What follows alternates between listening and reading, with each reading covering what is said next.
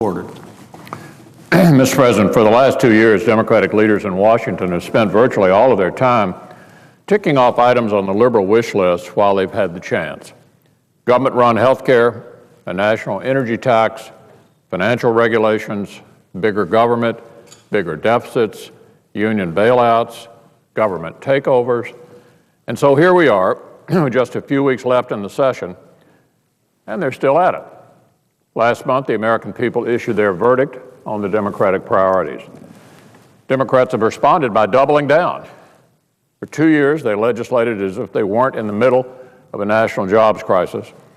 And now they're legislating if they don't realize the government's about to run out of money and every taxpayer in America is about to get slammed with a giant tax hike. With just a few weeks to go before the end of the session, Democrats continue to place their priorities over the priorities of the American people. These are the things Democrats have chosen to do instead of preventing a massive tax hike that economists tell us would stifle the economy. Republicans have pleaded with Democrats to put aside their wish list, to focus on the things Americans want us to focus on. They've ignored us. The voters repudiated their agenda at the polls. They've ignored them. Time is running out, and they're ignoring that. The election was a month ago. It's time to get serious. It's time to focus on priorities. Now, a while ago, I delivered a letter to Senator Reid signed by all 42 Senate Republicans. It says that every Republican will vote against proceeding to any legislative matter until we've funded the government and protected every taxpayer from a tax hike. Basically, what it means is first things first. With time running out in this session, we need to focus on these critical priorities.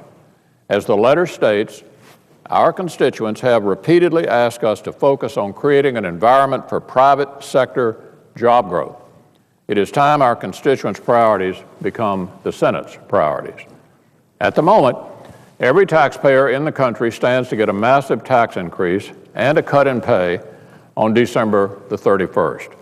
We need to show the American people that we care more about them and their ability to pay their bills than we do about the special interest group's legislative Christmas list. Republicans are united in our opposition to proceeding to any of these things until Democrats make the priorities of the American people their own.